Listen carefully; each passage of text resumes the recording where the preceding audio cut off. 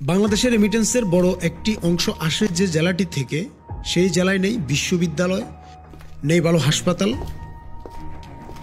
এখানে এক নম্বর হলো যে এখানে অক্সিজেন নাই, নেই বাঁধ। জানেন সেটি কোন জেলা? ফেনী, বাংলাদেশের সবচেয়ে ছোট জেলা। এই যে আপনাদের যে ড্রেনটা আছে, এটা মানে আপনাদের পানি উন্নয়ন বোর্ডের সামনের ড্রেন, যেটা হয়েছে যে আপনারা পরিষ্কার না, এখানে পানি যায় কিনা সন্দেহ আছে, পানি একটু কম যায়। অথচ ডুবে আছে বছরের পর বছর ধরে চলা অবহেলার স্রোতে। যখন এই অঞ্চলের কোনো মানুষ গুরুতর অসুস্থ বা অ্যাক্সিডেন্ট হয়, তখন তাকে চট্টগ্রাম বা ঢাকাতে পাঠাতে হয়। লাস্টে মানে সিরিয়াস অবস্থা রোগীর, অনেকক্ষণ কষ্ট করার পরে তাকে চিটাগাং মেডিকেল ট্রান্সফার করা হয়েছে। কিন্তু রাস্তায় যানজট, দীর্ঘ পথ, অসংখ্য রোগী সেই পথেই প্রাণ হারান। চিকিৎসা পেতে যদি জীবনের শেষ নিঃশ্বাস পর্যন্ত দৌড়াতে হয়, তবে সেটি কি উন্নয়ন?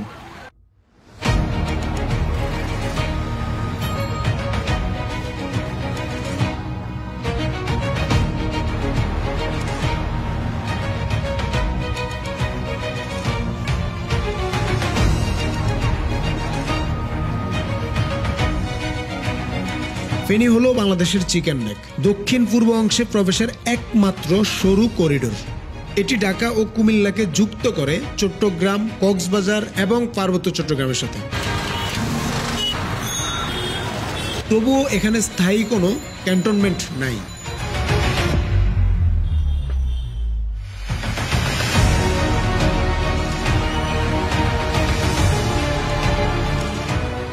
অথচ ক্যান্টনমেন্ট থাকলে সীমান্ত উত্তেজনা, সংঘাত, সন্ত্রাসী কার্যক্রম কিংবা দুর্যোগকালীন সময় সর্বক্ষেত্রেই এই করিডোরকে মুহূর্তের মধ্যে সুরক্ষিত রাখা যেত। তাও ব্রিটিশ আমলে দ্বিতীয় বিশ্বযুদ্ধের সময় ফেনীতে তৈরি হয়েছিল একটি গুরুত্বপূর্ণ সামরিক বিমান ঘাঁটি।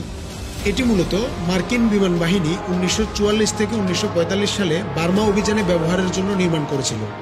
তখন এর রানওয়ে থেকে যুদ্ধ বিমান ও পরিবহন বিমান উঠত দক্ষিণ পূর্ব এশিয়ার মিশনে। কিন্তু স্বাধীনতার পর ধীরে ধীরে এর ব্যবহার কমতে থাকে। 1980-এর দশকে বেসামরিক ফ্লাইটও বন্ধ হয়ে যায়।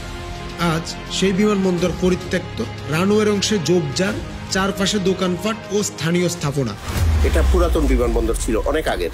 এটা পরিধিও ব্যাপক ছিল। আমরা ছোটবেলায় এগুলো দেখেই বড় হয়েছি। সরকারিভাবে ইপিজেড করার কথা ছিল, ওইটা ক্যান্সেল হলো। তারপর ক্যাডেট কলেজ আসলো।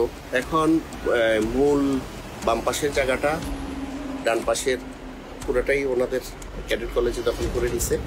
আর হচ্ছে ওই পাশে যারা যেগুলো আছে ওগুলো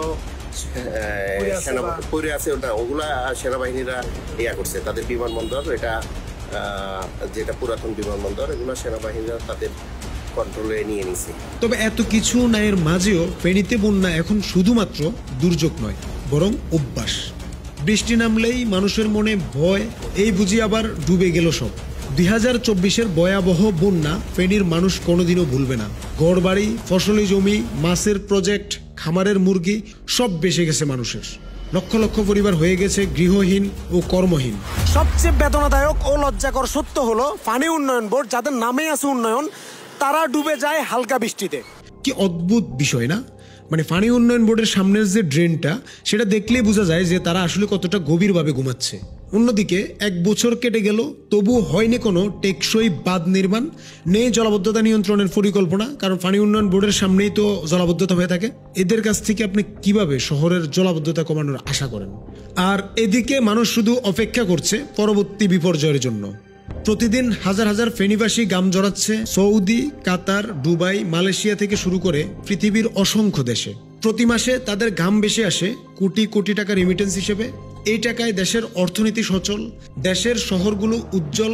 কিন্তু সেই প্রবাসীদের পরিবারের জীবনে নেই ন্যূনতম নিরাপত্তা। যদি ফেনীর একটা ছেলে ইন্টারমিডিয়েট পাস করে উচ্চশিক্ষা নিতে চায়, তাকে ফেনী ছাড়তে হয়, যেহেতু এখানে পাবলিক ইউনিভার্সিটি ও মানসম্মত উচ্চশিক্ষার সুবিধা নেই। শুধুমাত্র একটি কলেজকে কেন্দ্র করে পুরো জেলা। আর এর ফলে অনেকেই পড়াশোনা ছেড়ে দেয় বা শহরে গিয়ে সংগ্রাম শুরু করে নতুন করে। ফেনীর মানুষ এখন শুধু বিদেশগামী বা শহর ছাড়া হওয়ার স্বপ্ন দেখে। আপনি যদি এখানকার লোকাল মানুষদের সাথে কথা বলেন তাহলে সেটি খুব সহজেই বুঝতে পারবেন, কারণ এখানকার ভবিষ্যৎ যেন অনিশ্চয়তার শেষ প্রান্তে। প্রশাসন ব্যস্ত নির্বাচন নিয়ে, উন্নয়ন ব্যস্ত ঢাকায়, আর ফেনী ব্যস্ত টিকে থাকার লড়াইয়ে। এর দায় শুধুমাত্র সরকারের নয়, দায় আমাদের সবার। স্থানীয় জনপ্রতিনিধি থেকে প্রবাসী সমাজ, সচেতন নাগরিক, সবাইকে একসাথে দাবি তুলতে হবে।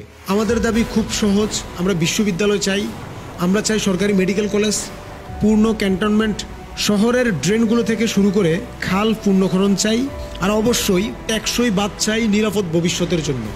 ফেনী শুধু একটি জেলা নয়, এটি একটি অবহেলিত সম্ভাবনার নাম। আমরা যদি আজ চুপ থাকি, আগামীকাল হয়তো বলার সুযোগই থাকবে না। এটা শুধু দায়িত্ব নয়, এটা বেঁচে থাকার শর্ত। আমাদের চাওয়া সহজ, আমরা চাই বাঁচার অধিকার।